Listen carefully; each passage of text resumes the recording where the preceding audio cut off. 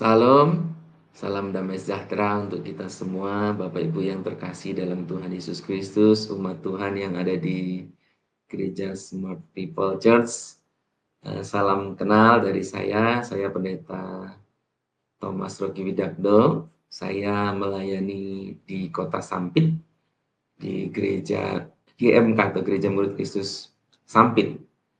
Dan hari ini saya bersyukur kepada Tuhan Yesus Kristus dan juga Bapak Gembala dari Smart People Church yang mengizinkan saya untuk kita mau sama-sama belajar kebenaran firman Tuhan. Dan banyak yang mungkin Bapak Ibu sudah dengar dari berbagai macam kesaksian, dan izinkan saya untuk melengkapi juga apa yang menjadi bagian saya berkaitan dengan tema besar yaitu Jesus Life, dan nanti saya akan sama-sama berbagi berkaitan dengan tema yang saya dapat berkaitan dengan khotbah Tuhan Yesus di bukit. Dan nanti kita akan memilahnya dalam beberapa hari ini. Tentu tidak selesai sampai hari ini, tetapi ada hari besok dan berikutnya, dan kita akan pelan-pelan saja. Amin, Bapak Ibu. Dan sebelum kita belajar bersama-sama, saya selalu mengawali kebenaran firman Tuhan yang mau kita pelajari dengan kita menyembah Tuhan. Amin. Saya percaya lagu ini pernah Bapak Ibu dengar, pernah nyanyikan, dan sama-sama kita menyembah Tuhan. Bukan dengan kekuatan.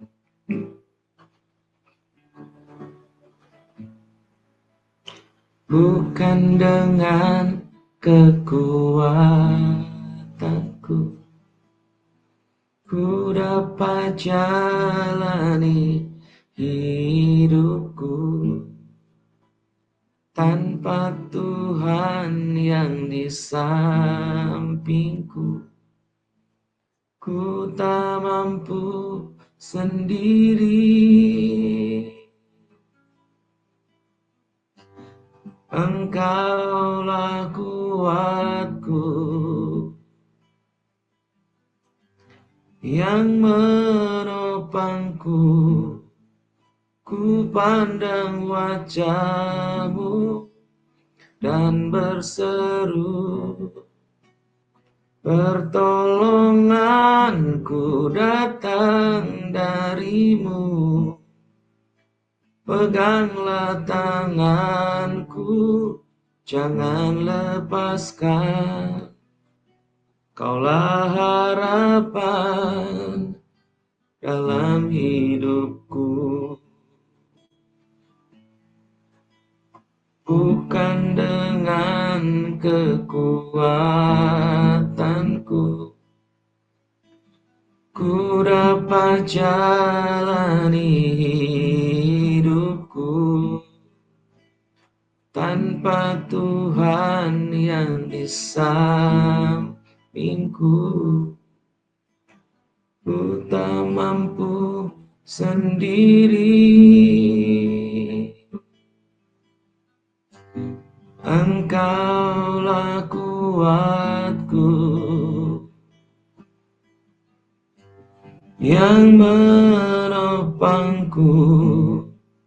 Ku pandang wajah-Mu dan berseru, pertolonganku datang dari-Mu. Peganglah tanganku, jangan lepaskan. Kaulah harapan dalam hidupku. Kaulah harapan dalam hidupku. Bapak, hamba-Mu berdoa sore hari ini, ketika kami memulai belajar bersama-sama kebenaran firman-Mu ini, Engkau membukakan tingkap-tingkap surga, sehingga pewahyuan yang dari surga, pengetahuan yang benar tentang anak Allah yang dari surga tercurah bagi kami. Bukan hanya sekedar kami belajar tentang pengetahuan, tetapi hal ini boleh menjadi kehidupan yang real, yang nyata dalam kehidupan kami. Tapi itu hamba-Mu berdoa untuk seluruh umat Tuhan yang ada di Smart People Church, kiranya seperti ladang yang subur ketika benih firman Tuhan ditaburkan, akan bertumbuh menjadi sebuah pohon yang kuat dan berbuah 30, 60, bahkan 100 kali ganda. Demikianlah pada sore hari ini kami akan belajar bersama-sama di dalam nama Tuhan Yesus. Haleluya. Amin. Puji Tuhan Bapak Ibu, seperti yang sudah sempat saya singgung sedikit tadi bahwa pada sore hari ini kita akan belajar bersama-sama tentang satu tema khotbah Tuhan Yesus di bukit, dan ada beberapa sesi yang akan kita lakukan bersama. Dan untuk hari ini kita akan memulai dari sebuah ayat yang pertama dari khotbah Tuhan Yesus di bukit, gitu ya. Kita lihat di dalam Matius pasal yang kelima, ayat yang ketiga. Berbahagialah orang yang miskin di hadapan Allah, karena merekalah yang punya kerajaan sorga. Sekali saya baca, berbahagialah orang yang miskin di hadapan Allah, karena merekalah yang mempunyai kerajaan sorga. Bapak Ibu yang terkasih dalam Tuhan Yesus Kristus, sebelum saya lebih jauh menyampaikan atau berbagi tentang kebenaran firman Tuhan ini, perlu saya mengawali dulu ya, kita melihat latar belakang ayat ini, di mana ketika waktu itu ya, ketika Tuhan Yesus menyampaikan khotbah ini, Tuhan Yesus duduk di sebuah bukit begitu ya. Dan perlu kita berterima kasih kepada Rasul Matius ya, yang menulis kitab ini, karena dengan tulisan beliaulah kemudian kita mengerti apa yang menjadi khotbah Tuhan Yesus. Nah, saya perlu sampaikan bahwa kebiasaan bagi guru-guru Yahudi waktu itu adalah ketika mereka memberikan pengajaran berbeda dengan ketika mereka berkhotbah. Jadi kalau berkhotbah itu mereka dalam posisi badan berdiri. Sedangkan ketika mereka menyampaikan pengajaran, mereka akan selalu duduk. Dan ketika mereka memberikan pengajaran, biasanya pengajaran itu akan direpetisi atau diulang-ulang, dengan tujuan memang supaya audiens atau pendengar itu memahami dengan baik, dan itu menjadi sesuatu yang baik.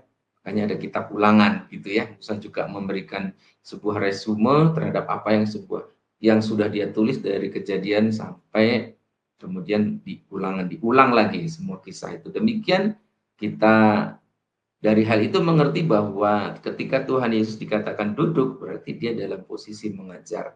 Yang artinya bahwa pasal 5 ini berisi tentang kumpulan khotbah atau kumpulan pengajaran yang Yesus berikan kepada murid-muridnya, karena waktu itu Tuhan Yesus sedang dalam masa atau proses di mana memulai sebuah pelayanan yang baru di bumi ini.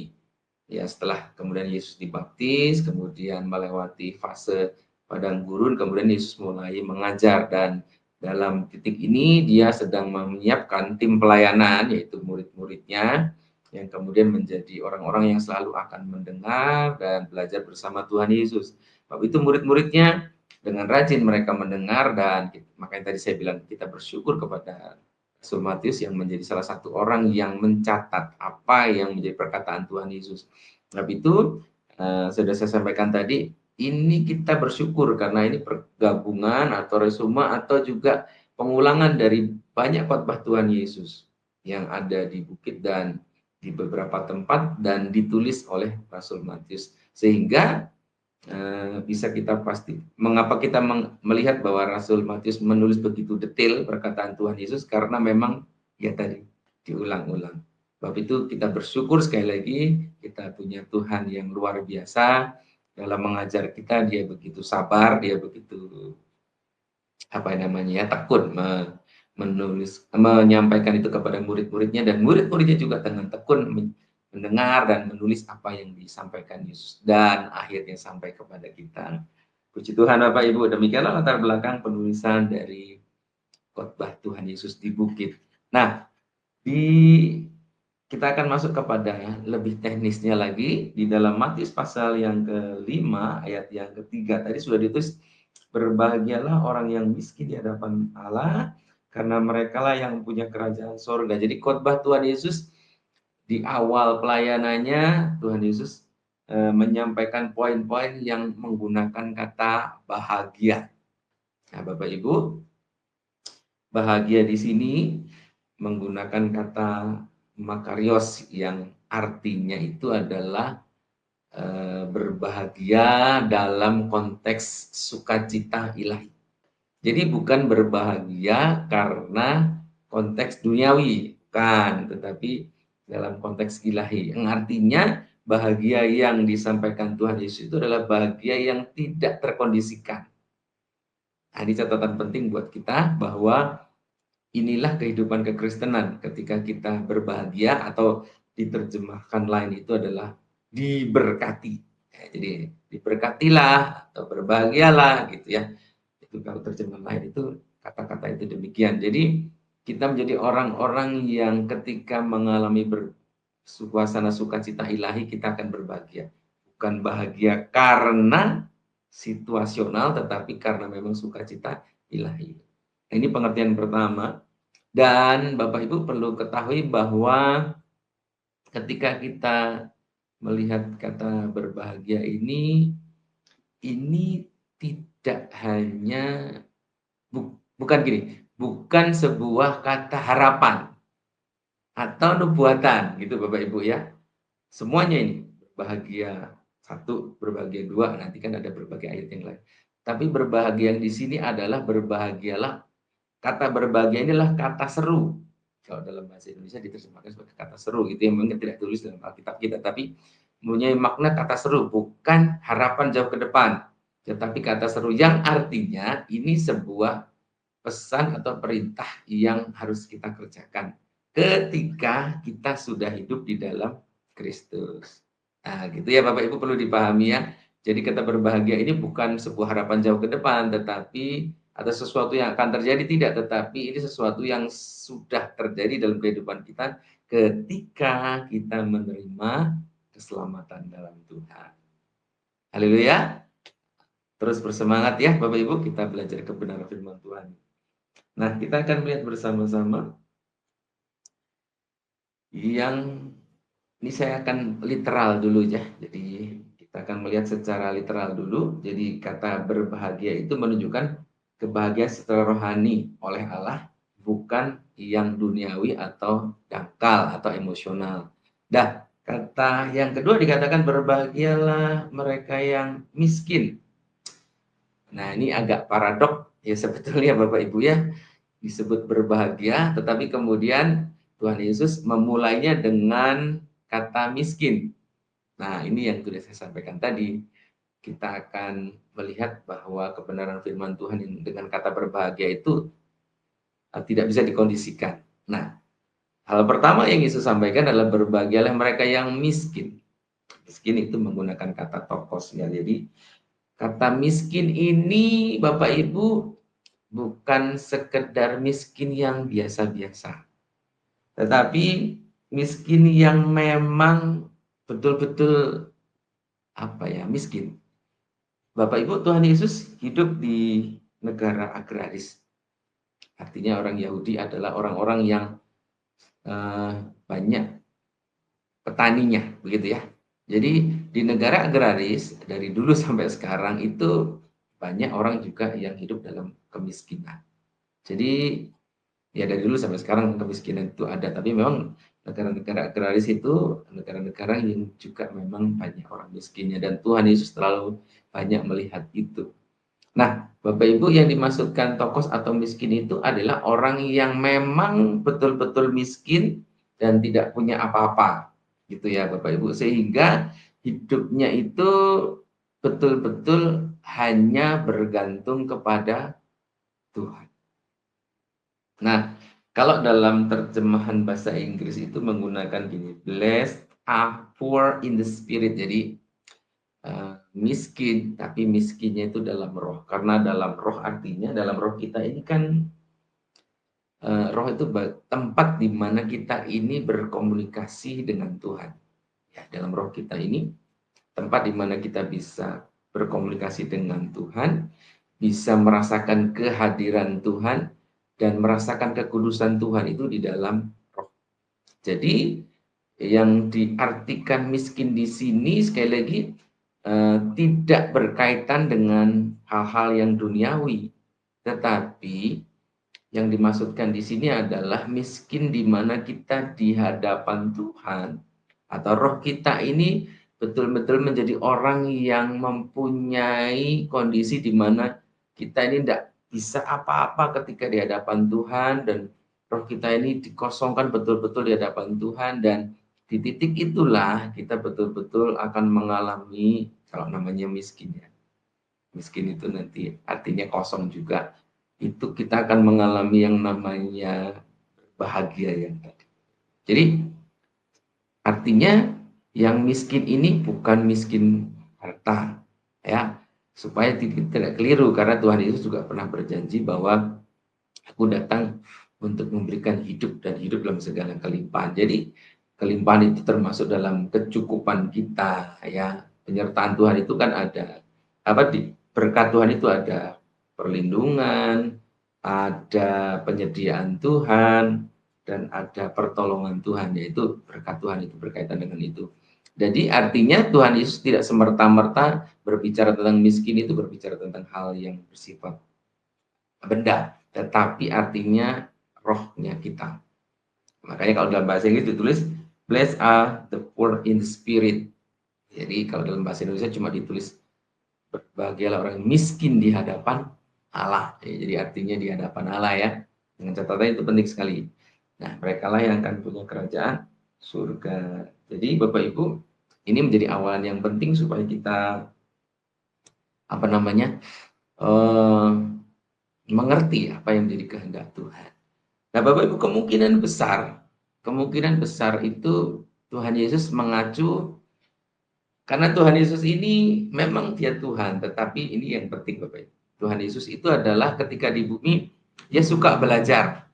Nah, sama dengan kebiasaan anak-anak Yahudi bahwa ketika mereka itu masih remaja, mereka akan belajar kebenaran firman Tuhan, sehingga mereka akan mengerti apa yang menjadi pesan Tuhan. Demikian Tuhan Yesus. Jadi kemungkinan besar Tuhan Yesus itu juga apa namanya? Karena Tuhan Yesus itu kan hidupnya selalu seperti waktu ketika dicobai. Tuhan Yesus bilang ada tertulis. Jadi artinya hidup Tuhan Yesus juga menggunakan ayat-ayat dalam Perjanjian Lama atau hukum Taurat untuk menjadi sesuatu dasar juga dalam Tuhan Yesus berbicara. Hal yang mungkin kita lihat sama-sama dalam Yesaya pasal 66 ayat 2b, demikian firman Tuhan. Tetapi kepada orang inilah aku memandang, kepada orang yang tertindas dan yang rendah hati dan yang gentar kepada firman-Ku. Jadi dalam Yesaya pasal 66 ayat 2b itu dikatakan gini, Tuhan itu memandang kepada orang yang tertindas, yang rendah hati dan gentar kepada firman-Ku. Jadi Tuhan itu antusias. Ya, ini ada. Ya, Tuhan itu antusias ya. Tuhan itu memandang dikatakan kepada orang yang tertindas dan rendah. Jadi mata Tuhan itu sangat tajam ketika melihat orang-orang yang hidupnya tertindas. Belas kasihan Tuhan itu sangat besar kepada orang-orang yang hidupnya tertindas, dalam terjemahan kita dibilang miskin gitu ya. Yang kedua, ayat yang kedua sebagai referensi, hal ini yang Tuhan Yesus kemungkinan besar juga ambil di dalam Mazmur pasal 34 ayat 19, katakan Tuhan dekat kepada orang-orang yang patah hati dan ia menyelamatkan orang-orang yang remuk jiwanya. Nah, sudah ditampilkan di situ. Tuhan dekat pada orang-orang yang patah hati dan ia menyelamatkan orang-orang yang remuk jiwanya. Itu. Tuhan, kalau tadi dikatakan dalam Yesaya, Tuhan itu memandang kepada orang yang tertindas dan rendah hati dan yang gentar. Ada tiga di situ Tuhan bilang ya. Orang yang tertindas, orang yang rendah hati, dan orang yang gentar kepada Tuhan itu memandang dari surga. Ini Alkitab ya. Dan kedua dalam Mazmur dikatakan Tuhan itu dekat dengan orang yang patah hati. Patah hati itu broken home ya bahasa Inggrisnya. Jadi hatinya sedang patah. Jadi artinya itu sedang dalam kondisi, kalau anak-anak sekarang bilang galau gitu ya. Dan ia menyelamatkan orang yang remuk, bukan hanya patah lagi. Kalau patah itu kan mungkin kayak kayu itu dibagi dua, itu namanya patah. Tapi kalau sudah remuk itu artinya hancur berkeping-keping. Nah, saya yakin Bapak Ibu pernah mengalami situasi di mana hati kita ini remuk karena kondisi di mana kita ini mengalami situasi kesedihan, kepedihan, pokoknya enggak karu-karuan lah, sehingga hati kita ini remuk gitu Bapak. Nah, ini Alkitab kita mengatakan bahwa Tuhan itu dekat dengan orang yang demikian.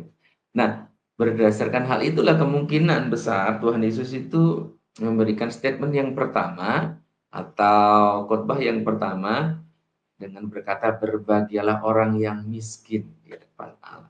Nah, ini menjadi menarik Bapak Ibu karena memang eh, kata rendah hati, kata lemah lembut, berserah, dan kata hancur hati batin itu sama dengan miskin di hadapan Allah. Hati yang remuk itu sama dengan hati yang berserah kepada Tuhan. Jadi betul-betul memang orang yang demikian ini ya.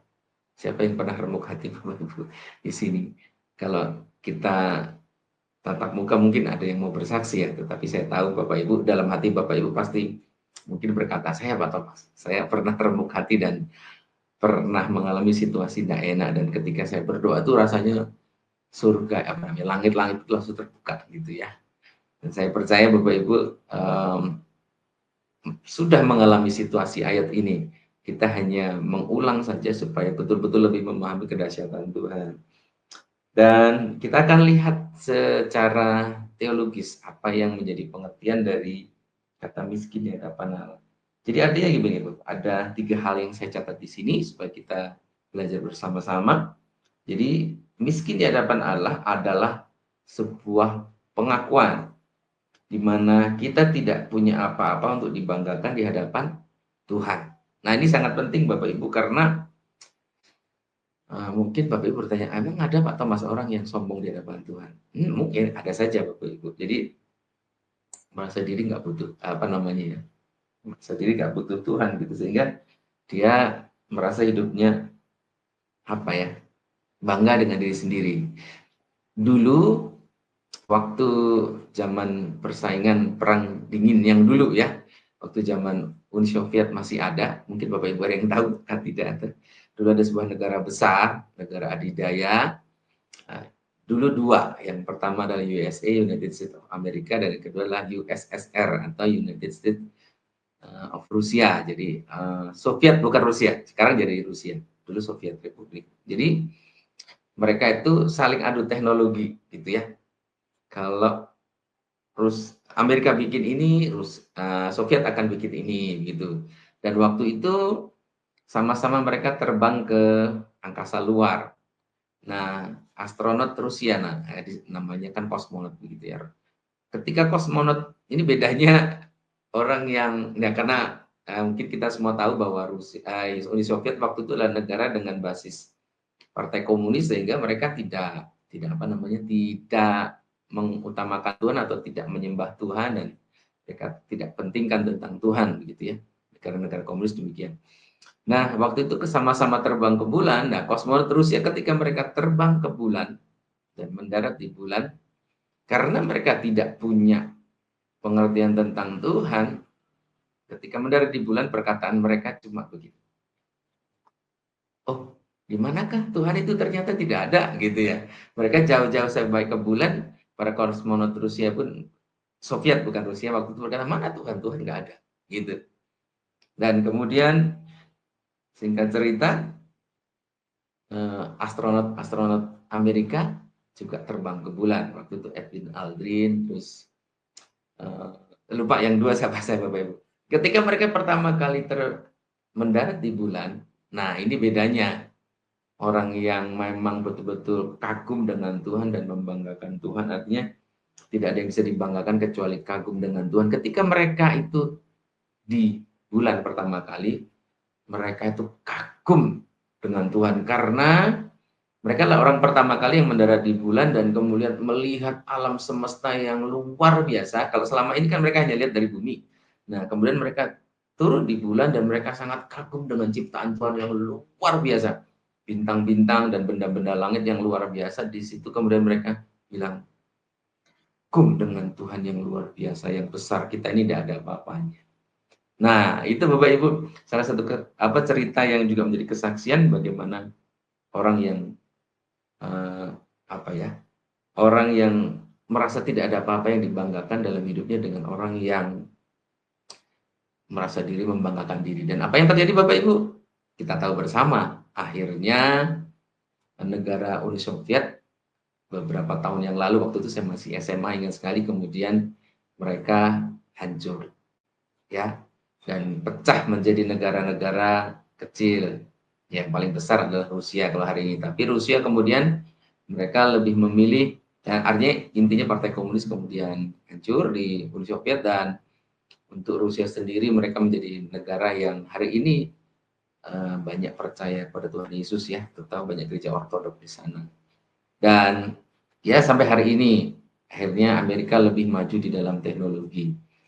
Bukti nyata, ya, bukti nyata bahwa ketika kita tidak membanggakan diri kepada Tuhan, dikatakan kita miskin dalam roh, tidak ada yang bisa kita banggakan di hadapan Tuhan kecuali kagum kepada Tuhan, punya bukti nyata yang jelas.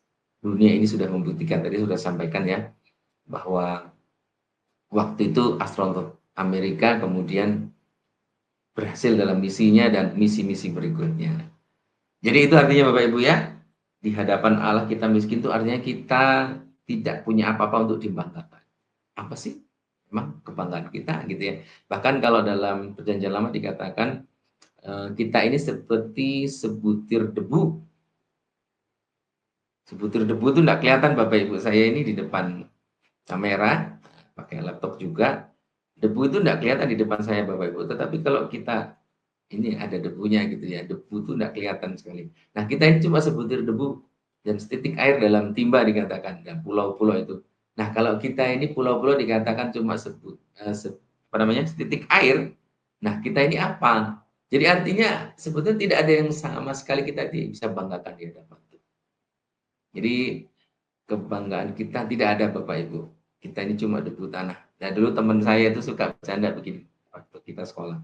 Kamu itu debu aja kok sombong. Ya betul juga, sekitar kan betul juga. Jadi kalau dalam dalam pelajaran fisika, unsur karbon yang ada dalam diri manusia itu kalau dilihat memang sama dengan tanah. Makanya kan firman Tuhan berkata, oh, kita ini dari tanah akan kembali kepada tanah.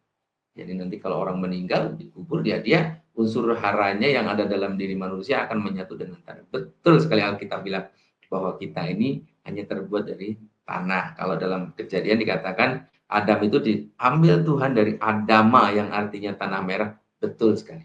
Jadi artinya tidak ada yang bisa kita banggakan di hadapan Tuhan. Kita ini cuma tanah, Bapak Ibu, atau debu saja. Jadi kita ini harus anda pasor, orang Jawa bilang, ya, rendah. Yang kedua Bapak Ibu, kita sepenuhnya, kalau tadi kita tidak ada yang bisa kita banggakan. Yang kedua begini Bapak Ibu, kita ini harus sepenuhnya bergantung kepada si karunia itu. Depend on, artinya belajar kita ini sepenuhnya dalam hidup itu bergantung dalam semua aspek kehidupan kita. Aspek keluarga, aspek sosial, keuangan, pendidikan, apalagi, ya, masa depan, gitu ya Bapak Ibu, dan semua kehidupan kita, kita belajar untuk bergantung kepada Tuhan. Biasanya kalau orang itu sudah semakin tinggi pendidikannya, dia kadang-kadang mulai bergantung kepada logika atau cara berpikir dia. Sehingga dia akhirnya kadang-kadang lupa Tuhan. Tetapi bagi orang yang percaya kepada Tuhan Yesus, semakin tinggi pendidikannya, justru disitulah harusnya dia merasa bahwa dia tidak punya apa-apa dan tidak mengerti banyak hal. Bagi para praktisi pendidikan Kristen atau kita semua, harusnya kita yakin bahwa kita ini harus sepenuhnya bergantung kepada Tuhan. Bergantung sama Tuhan enak, Pak Thomas, enak sekali.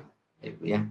Nanti kita akan melihat, saya ingat beberapa kesaksian bisa terangkan dulu. Yang ketiga, Bapak Ibu, ketika artinya kita miskin dalam roh atau dikatakan miskin di hadapan Allah, itu pengertian yang ketiga secara teologis artinya adalah ini menjadi dasar pertobatan yang sejati. Jadi bertobat itu kan artinya kalau dalam pengertian bahasa Indonesia ya, bertobat itu artinya berbalik 180 derajat. Ya. Nah, kalau tadinya arahnya tadinya ke utara jalan hidupnya, kemudian dia balik, dia berhenti, ya, pertobatan prosesnya kayak gitu. Dia berhenti, ketika dia tahu, oh saya salah nih jalan ke utara, dia berhenti pertama kali. Kemudian dia berbalik. Berbalik tidak hanya berbalik, tapi dia jalan berlawan arah. Kalau tadinya dia ke utara, dia berhenti, kemudian dia berbalik, dia jalan ke selatan. Itu namanya berbalik 180 derajat. Jangan 360, Bapak Ibu, kalau 360 kan balik lagi. Jadi itu artinya ketika kita miskin di hadapan Allah, itu artinya adalah sebuah pertobatan yang sejati. Nah, ini menjadi hal perlu dalam hidup kita. Kenapa?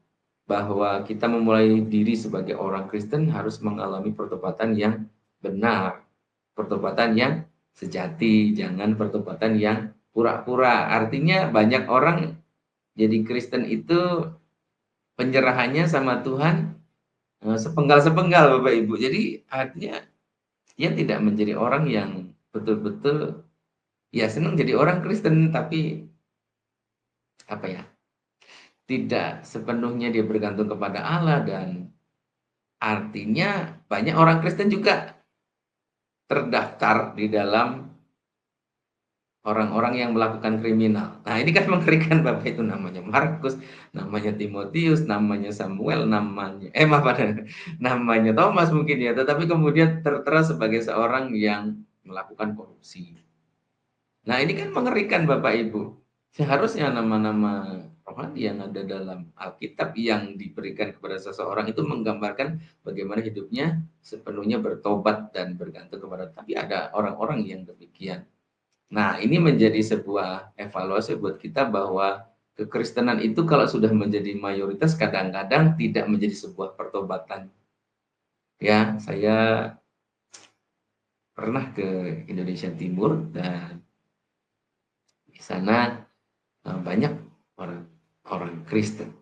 Tetapi ada juga orang Kristen yang mabok begitu, Bapak. Orang Kristen yang ya Kristen tetapi kemudian melakukan perselingkuhan dalam keluarga, dan ini pemandangan yang sangat tidak baik. Dan saya sampaikan tadi, kalau orang dia merasa hidupnya itu miskin di hadapan Allah atau miskin dalam roh, ini orang yang bertobat dengan benar. Tetapi kalau dia pertobatannya tidak benar, pertobatannya tidak sejati, artinya seringkali masih bisa dia kembali kepada hal-hal yang duniawi. Dan ini justru mengerikan. Karena apa?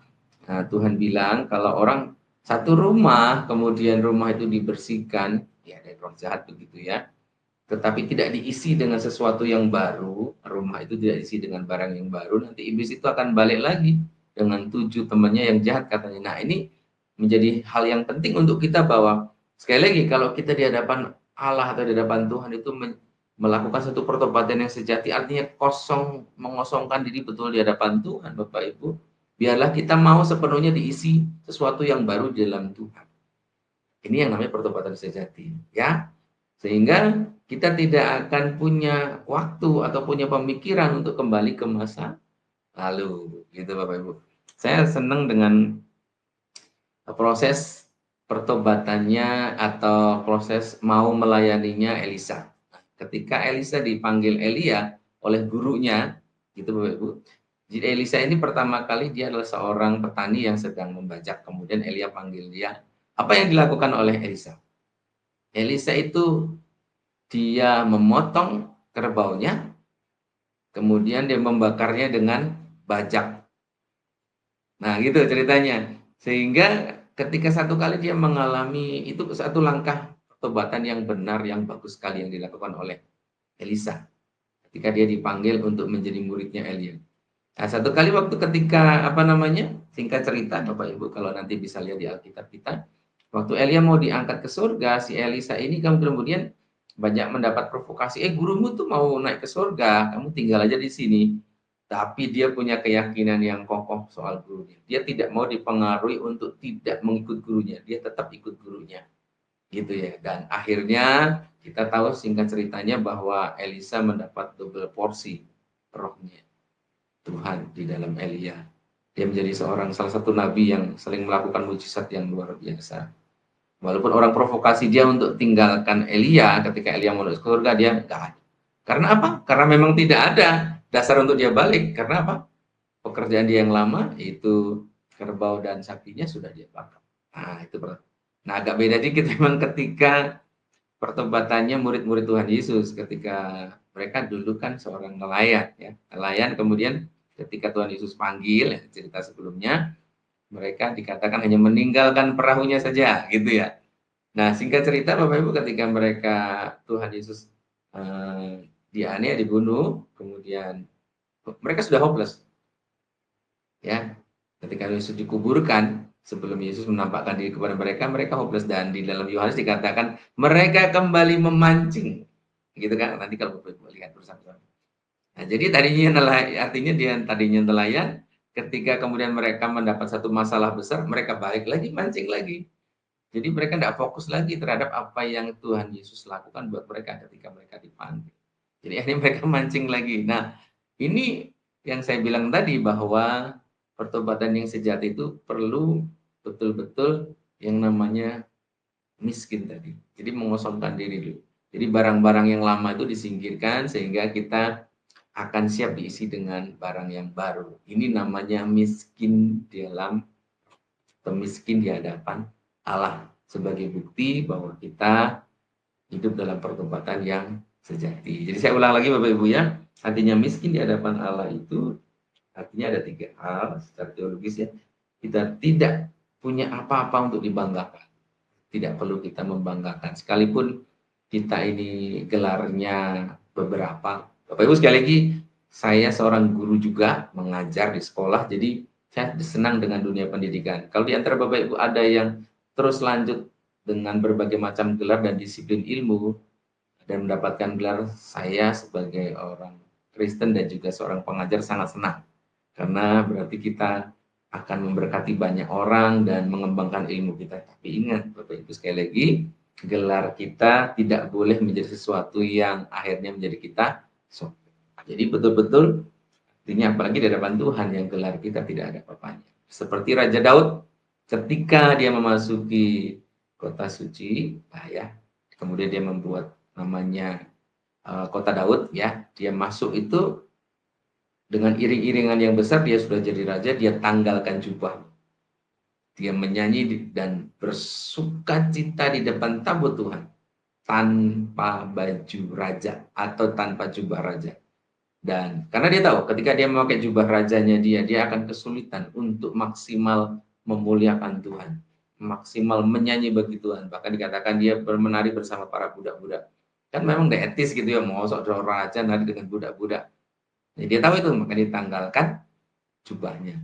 Dan disitulah dia menari-nari dengan sukacita. Bapak Ibu, ketika kita datang sama Tuhan, kita beribadah, menyembah Tuhan, mari kita tanggalkan itu. Ibadah hari Minggu atau ibadah apapun, tanggalkan bahwa kita ini orang yang punya pangkat, orang yang punya jabatan, orang yang punya uang banyak, ataupun punya gelar yang banyak, tanggalkan semua itu. Kosong-kosong saja di depan Tuhan ya. Jadi semua tidak ada kebanggaan satupun di depan. Yang kedua Bapak Ibu, belajar untuk hidup tergantung sepenuhnya pada kasih anugerah Tuhan. Ya, Bapak Ibu sekali lagi, kita bisa memiliki uang yang dipercayakan kepada Tuhan kita. Mungkin banyak, apa itu bagian dari berkat Tuhan. Tetapi sekali lagi Bapak Ibu, bergantung juga kepada Tuhan bagaimana cara mengaturnya. Ya, kalau ada pelajaran namanya financial freedom, atau keuangan yang merdeka Bapak Ibu, ya, di gereja kami sering ada pemuritan, jadi kita mengajar salah satu pelajaran adalah financial freedom atau keuangan yang merdeka. Jadi keuangan yang merdeka itu ada 3, ada setia menerima, setia mengatur, dan setia memberi. Jadi menerima pun bagaimana cara kita menerima itu kita harus belajar setia juga. Bertanya kepada Tuhan, bagaimana kita bisa mendapatkan berkat dari Tuhan. Dan kemudian kita setia bagaimana mengelolanya mengelola keuangan yang Tuhan kasih. Karena Tuhan bilang, kalau kita setia kepada perkara kecil, kita akan diberikan perkara yang besar. Jadi, uang itu adalah perkara yang kecil. Mamon itulah perkara kecil. Jadi, ketika kita setia kepada hal itu, Tuhan akan berikan yang lebih lagi. Jadi, setianya dengan cara apa? Dengan cara terus bergantung kepada Tuhan. Ini apa yang Tuhan mau kerjakan melalui berkat-berkat keuangan yang saya punya. Bergantung kepada Tuhan. Jadi, nah, kita tidak semena-mena kemudian ketika diberkati banyak terus kan saya bisa ngatur, jangan. Itu. Dan yang ketiga Bapak Ibu adalah eh, miskin di hadapan Allah, itu artinya adalah bentuk pertobatan yang sejati. Jadi ada kondisi di mana kita mengosongkan diri kita sepenuhnya sehingga kita tidak ada apa-apanya di hadapan Tuhan, itulah yang namanya pertobatan yang sejati. Sekali lagi Bapak Ibu, itulah yang diharapkan Tuhan di start awal kita menjadi pengikut Kristus. Saya sudah singgung tadi ada dua pertobatan. Yang pertama Elisa itu dia tinggalkan semua masa lalunya, jadi maksimal ketika dia terus fokus melihat panggilan dia bersama Elia.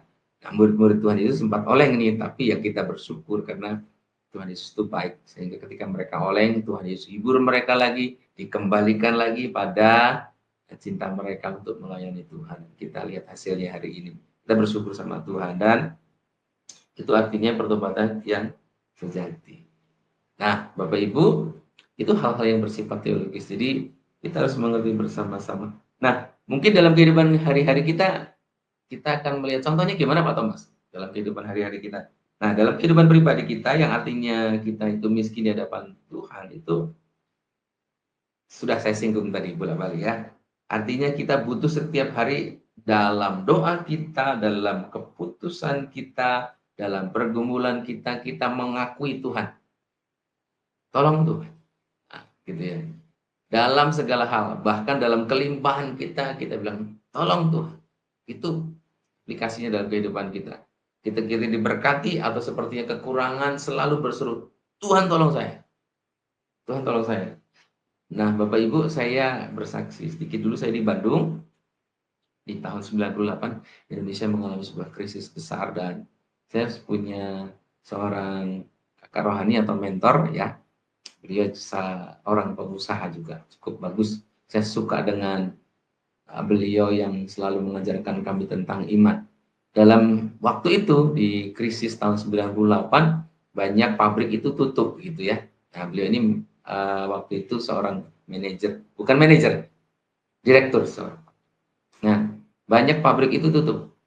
Tapi beliau dengan temannya yang sama-sama direktur itu, dia memutuskan untuk tidak menutup pabrik, gitu ya. Dia percaya Tuhan tolongkan mereka, karena dia tahu bahwa kalau dia tutup pabrik berarti akan terjadi PHK, gitu ya. Dan dia tahu bahwa Tuhan bilang kalau orang-orang atau karyawan yang bekerja bersama dia itu sama dengan domba-domba yang diserahkan untuk digembalakan. Dia tidak mau menyusahkan domba-domba yang Tuhan berikan. Jadi yang disebut domba-domba tidak hanya di gereja, tetapi ketika nanti Bapak Ibu ada menjadi seorang pengusaha dan memiliki orang yang bekerja kepada kita itu juga sama dengan domba-domba yang Tuhan kasih untuk kita gembalakan baik-baik. Sama dengan seperti saya seorang guru, juga saya tahu bahwa murid-murid yang Tuhan datangkan kepada saya di sekolah gitu adalah juga domba-domba yang harus kita pelihara. Tidak boleh kita lepaskan mereka. Singkat cerita, Bapak Ibu, beliau juga tidak pernah memecat dan tidak menutup pabriknya. Dan setiap saat beliau berdoa, Tuhan Yesus tolong saya. Ketika orang mulai tutup pabrik, dia berdoa. Justru di titik itulah ketika dia betul-betul sepenuhnya bergantung kepada Tuhan. Sampai dia harus kagum dengan Tuhan. Dia bersaksi begini. Orang lain tutup, dia terus berdoa dan malah beli mesin baru. Dia beli mesin baru dan bersama semua manajernya, dia kan direktur manajer begitu. Bersama manajernya dia bilang kita beli mesin baru dan tumpang tangan. Mesin untuk obat chemical ya, obat kimia untuk kain begitu ya. Dan mereka semua tumpang tangan dan dari hari itu mesin itu tidak pernah berhenti produksi sampai satu kali waktu beliau harus menangis karena apa? mereka dapat order itu dari negara yang dia tidak pernah pikirkan. Waktu itu saya ingat sekali, beliau dapat order itu dari Bangladesh atau dari mana itu saya lupa ya. Dan beliau diundang ke sana untuk sebuah negosiasi penandatangan proyek besar. Nah, itu contoh Bapak Ibu di mana sekitarnya boleh krisis, tetapi orang yang bergantung sepenuhnya sama Tuhan, tanam lutut sama Tuhan sepenuhnya, justru Tuhan keluarkan dari situasi krisis. Karena di dalam Tuhan tidak ada krisis. Ya, bagi orang yang sepenuhnya bergantung kepada Tuhan dalam hidupnya, dia akan mengalami tadi firman Tuhan. Berbahagialah orang yang miskin di hadapan Tuhan, karena mereka dikatakan apa? Bapak Ibu, punya kerajaan surga. Kerajaan surga berbicara tentang sukacita, damai sejahtera di dalam Roh Kudus. Itu kerajaan surga. Jadi artinya orang yang sepenuhnya dia mengosongkan hidupnya di hadapan Tuhan, dia akan memiliki yang namanya damai sejahtera, sukacita yang true, yang sebenarnya, bukan sukacita yang dibuat-buat atau yang kondisional, tetapi sukacita yang betul-betul. Dan demikianlah itulah orang yang berbahagia atau Nah, Bapak Ibu tadi sudah sampaikan dari awal bahwa kata berbahagia yang dipakai di sini bukan sekedar nubuatan, tetapi itu kata pesan atau message atau sesuatu yang disebut kata perintah yang sudah terjadi bagi orang yang percaya kepada Yesus. Amin, Bapak Ibu. Jadi, mari kita mulai melangkah ke depan dari hari yang akan datang ini menjadi orang yang betul-betul miskin di hadapan Tuhan. Artinya tadi apa?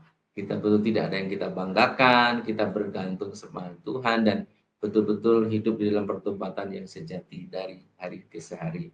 Dan percayalah Bapak Ibu, ketika kita hidup di dalam itu, saya ulang-ulang lagi Bapak Ibu ya, kita akan menjadi orang yang bukan akan menjadi orang yang berbahagia karena kita memiliki kerajaan surga. Kita mewari kerajaan surga secara real nanti setelah kita dipanggil Tuhan pulang ke surga benar, tetapi di tengah dunia ini firman Tuhan berkata kerajaan surga itu berbicara damai sejahtera, sukacita karena Roh Kudus. Damai sejahtera itu, damai itu berbicara hati, sejahtera itu berbicara tentang kehidupan yang jasmani ya, dompet kita gitu ya. Terus sukacita yang karena Roh Kudus, sukacita yang bukan karena hal-hal situasional, tetapi sukacita yang dari itu.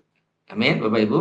Jadi ayat ini menjadi sangat perlu buat kita, di mana kalau hari-hari ini kita banyak mendengar berita-berita yang negara kita sedang mengalami harga sesuatu yang fluktuatif berkaitan dengan ekonomi, ini menjadi perlu dalam hidup kita supaya kita makin tanam lutut sehingga apapun kondisi di negara kita akan menjadi orang yang selalu bersukacita, selalu tertawa Bapak Ibu ya, sehingga kita akan dilihat orang, oh begini ternyata jadi orang-orang yang disebut anak Tuhan. Amin, puji Tuhan Bapak Ibu. Demikian pemaparan singkat dari kebenaran firman Tuhan ini. Saya akan mengajak Bapak Ibu berdoa dan saya akan berdoa.